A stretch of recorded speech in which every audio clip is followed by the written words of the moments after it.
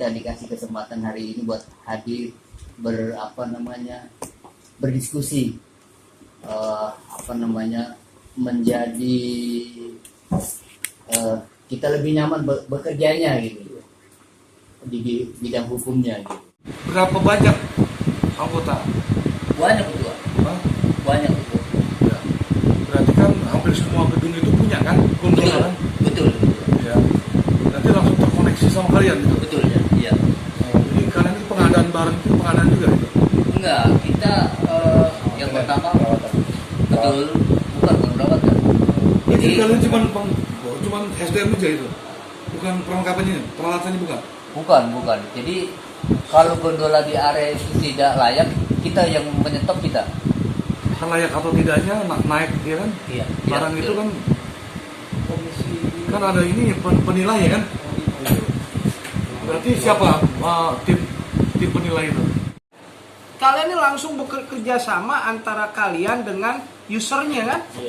Iya kan? Nggak ada MOU perjanjian tentang asuransi, kecelakaan, misalnya kakinya patah, keseleo, bijinya hilang satu, kan nggak ada kan? Ya. Benar nggak? Betul. Wah, kalian ini sangat di dalam undang-undang ILO, International Laboratorium International, PBB, kalian ini nggak jelas sama sekali, ilegal. Nah, alhamdulillah kalian mau datang silaturahmi, kita bedah kasus, kita langkah-langkahnya seperti apa. Ini saya menggugat mulu di BPSK, Badan Penyelesaian Sengketa Konsumen. Saya lawan, karena ada haknya orang meninggal, mereka kan menggunakan. Bayangkan mereka bekerja penuh keringat, air mata, kalian lebih parah dari TKW. Sekali jatuh kesenggol mati. Kalau TKW paling diperkosa, pulang-pulang ambil. Dia kabur hari ke lantai atas.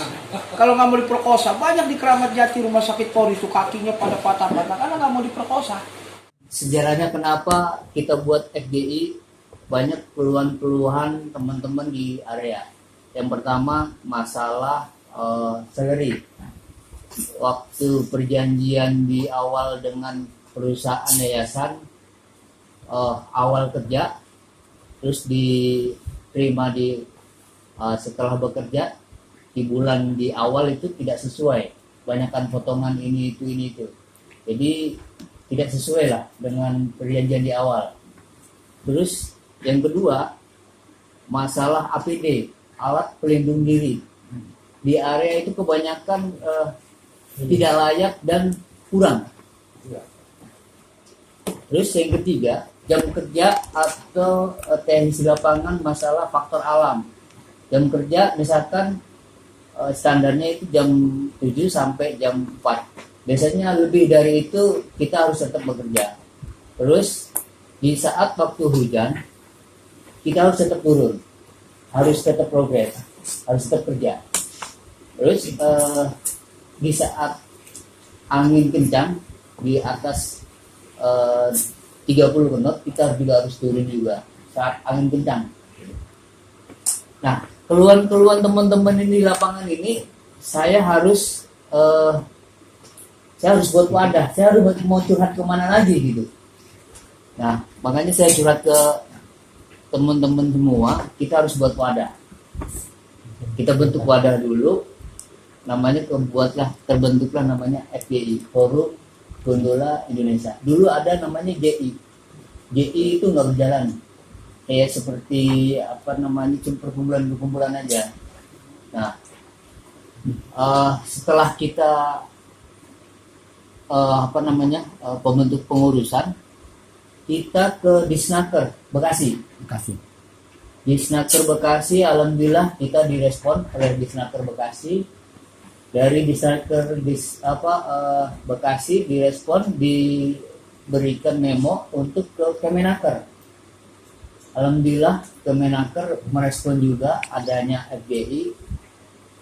Terus sebelum 2 minggu yang lalu ada insiden, kita udah ada FGI. Nah, di tanggal 15 April itu ada insiden, teman saudara kita jatuh.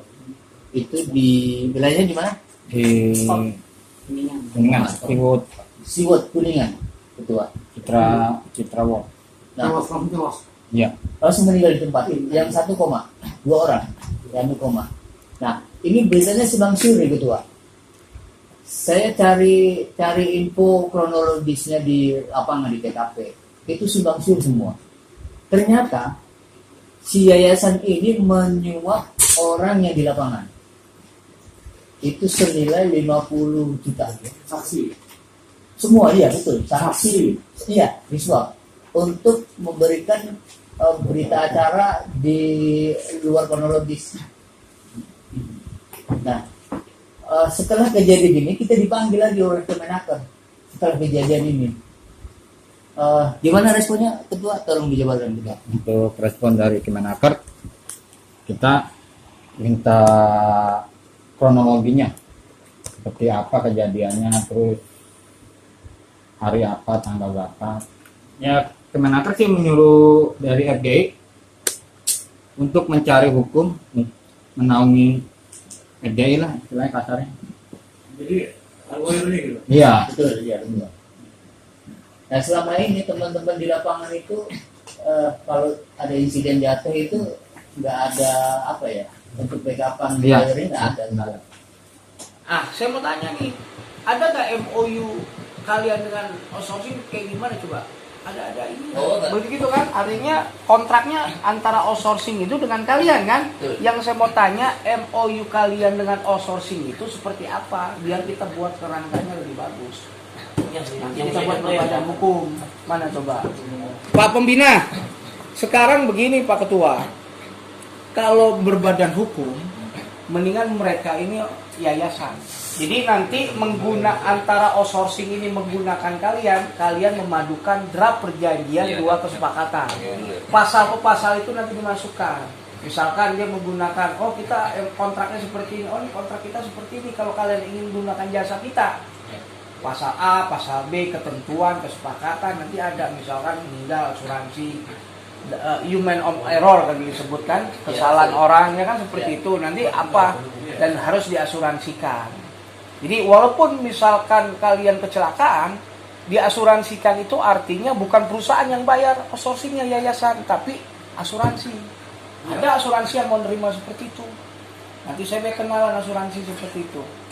Jadi kalian nanti di-cover oleh asuransi bukan oleh outsourcing atau yayasannya. Tapi kalian harus berbadan hukum dulu. Jadi kalian nanti perjanjian seluruh perusahaan manapun nanti kita yang membuat sebagai kuasa hukumnya, sebagai pengacaranya. Nanti kita daftarkan ke ke Kemenaker.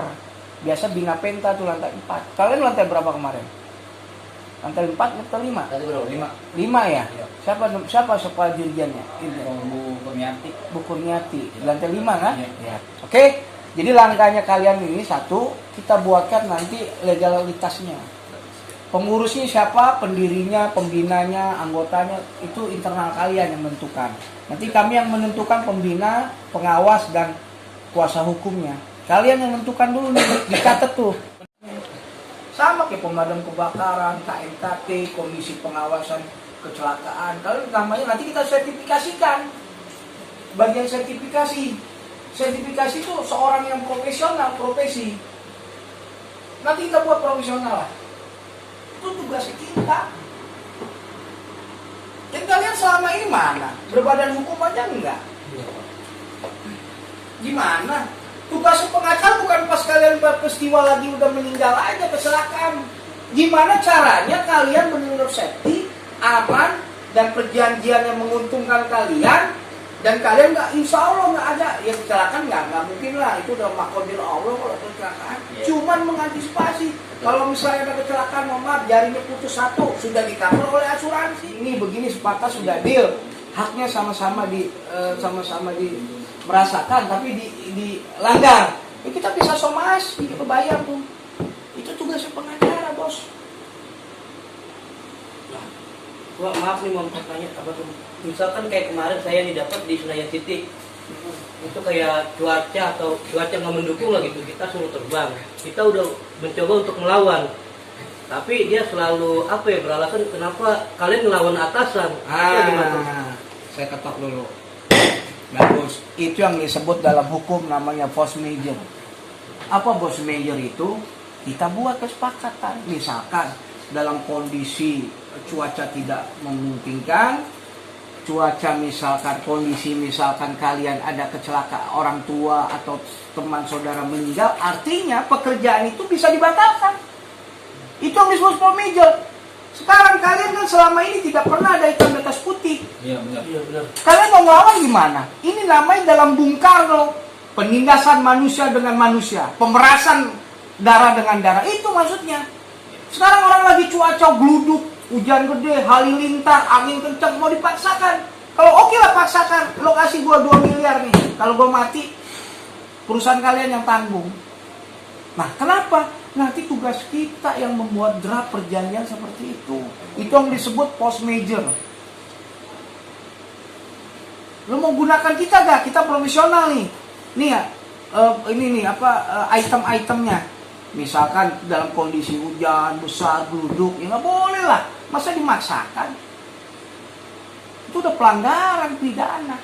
Ini berarti untuk kedepannya ya, dari sebuah outsourcing ya, sebelum dia Menggunakan Pak, jasa ya, kalian. menempatkan seorang di area ke kita dulu gitu Oh ya. iya Ini dong, MOU, hak dan kesepakatan. sebelum outsourcing naruh orang di suatu lokasi ke kita dulu harus. Saya ini pernah bos bikin outsourcing, tahu yang pernah jadi security, cleaning service, meres tenaga orang, gue makin keluar, gaji dipotong, obat-obatan dikurangin, chemical, cleaning cleaner ya, pembersih karpet dulu. Nah kalian ini mestinya masuk di undang-undang ketenaga kerjaan, kalian nggak punya.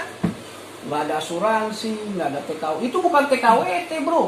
Lo kalau TKWT berarti kalian udah termasuk pekerja di outsourcing itu. Meninggal santunan itu sih dapat. Kalau yang disebut TKWT. Outsourcing itu Mana yang meninggalnya? Bikin puasa ke kita, biar kita somasi. Nggak dapat haknya. Kita minta. Ketua yang datang ke area gimana itu? Misalnya orang keluarga. Tinggalnya di mana? dari pihak keluarga sih katanya udah mau lepas tangan aja. Nggak bisa. Dia punya istri gak? Punya. Istrinya bikin puasa, nggak ada hubungannya sama Oh, keluarga. berarti istrinya bikin puasa. Oh iya dong. Daerah mana meninggalnya? Daerah Kuningan. Kuningan. Kuningan. Jakarta kan, bukan Kuningan. Udah, kepala disnaker kena kita suratin. Selesai. Teman-teman ya merespon lah gimana ya, gembira lah atas respon dari pengacara BBB.